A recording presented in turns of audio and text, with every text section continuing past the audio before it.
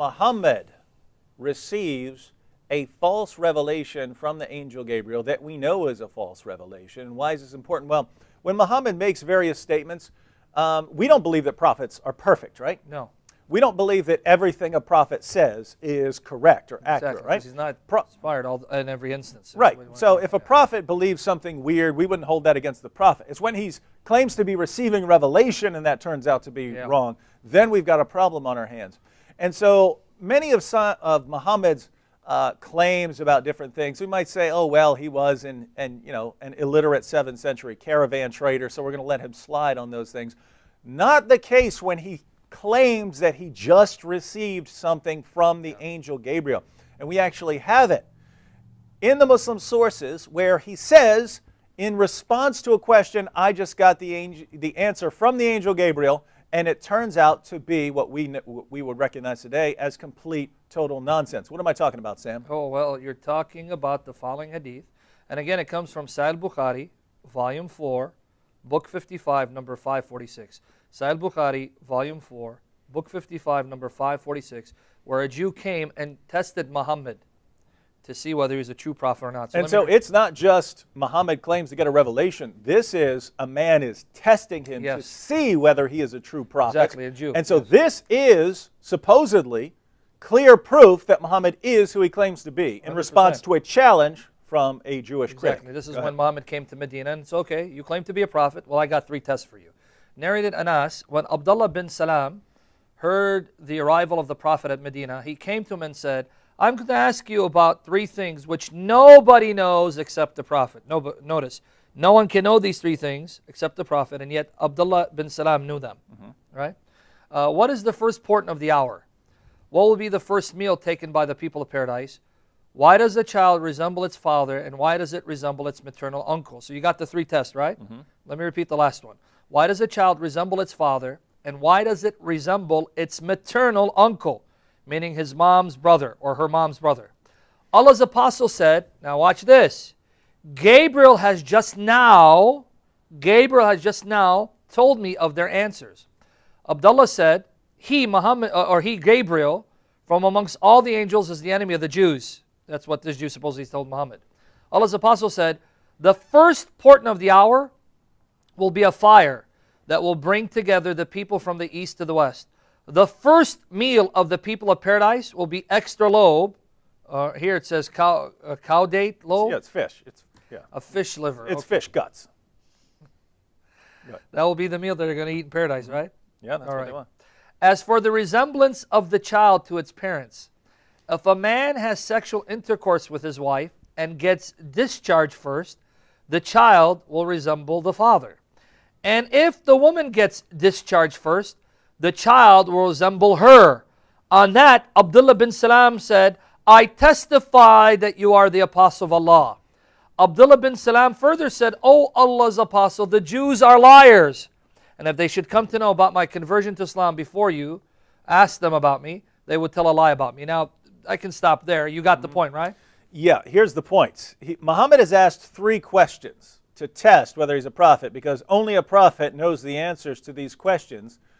But Abdullah somehow knows the answers as well, because he knows that Muhammad has gotten the right answers.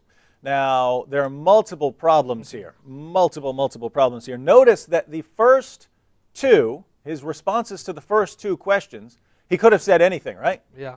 He could have said the Stay Puft Marshmallow Man will be the sign of the judgment. He could have said the first meal will be roasted Stay Puft Marshmallow Man. He could have said anything, right?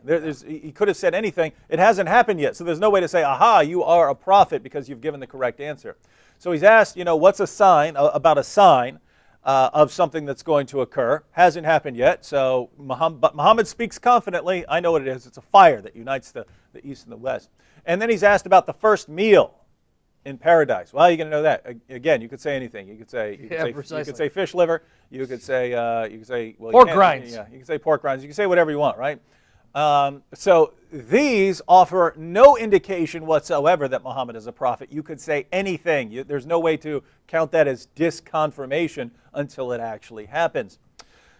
But the third The third response is something we can test. It's something that Abdullah couldn't have tested during his time, but it's something that we know is false. Muhammad is asked something that people had observed many times during his time and throughout human history.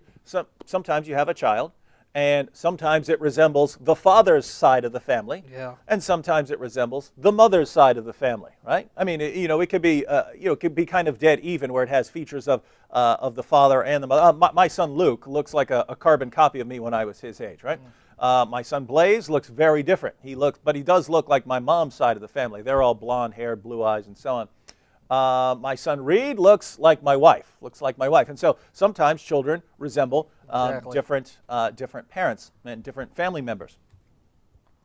Well, Muhammad is asked about this. If you're a prophet, tell us why. And Muhammad specifically says, Gabriel gave me this answer. That's important. Gabriel told me the answer, right? So Muhammad's not saying, this is what I think. I'm just an illiterate 7th century caravan trader, but I'm going to give you an answer. Muhammad says, this comes from God through the angel Gabriel. And his response is, men and women both have discharge. And according to the Muslim sources, it's not just men who produce semen, it's women who produce semen as well, the right? Liquid of the woman. Yes, and the two liquids mix together, right? And then, of course, after staying in that way as a drop of semen for a while, it eventually becomes a blood clot and so on. This is getting into other 40 sources. Days, 40, So, and by the way, we know all of this is wrong, other than the idea that semen has something to do with human reproduction. Muhammad gets everything wrong, right? Everything he could possibly get wrong, he gets wrong. But his response is that men have semen and women have semen too. But men discharge their semen during sex. But according to Muhammad, women discharge theirs too. And sometimes the man discharges his first, and sometimes the woman discharges hers first.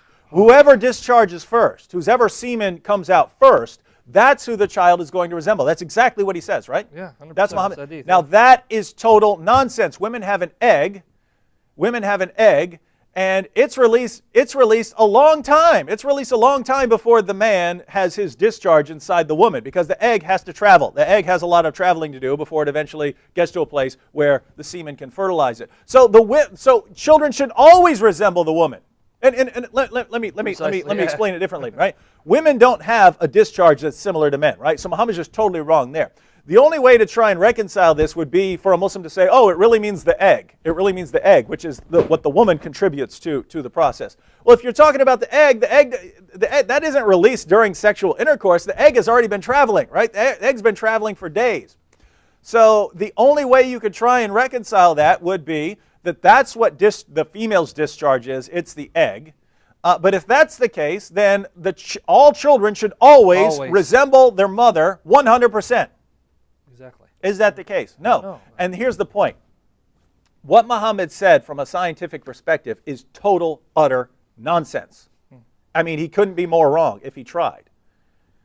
He was totally wrong, and he claimed to get that from the same source that he gets the Quran from. So the same source I'm getting the Quran from just told me the answer to this question, and his answer is totally wrong, ladies and gentlemen. And we know it's wrong. It's factually false. It's not my opinion. It's not, well, I think Muhammad's a false prophet or something like that. It's something we can know and test and prove that he is wrong about. And so if you continue believing him, guess what? This was to prove that he is a true prophet. This was in response to a challenge. If you're a true prophet, you'll know this. Muhammad says, I accept the challenge. Gabriel told me the answer, and he's wrong. And he's wrong. So guess what? He failed that test. He failed the test of prophethood, and he is not a prophet.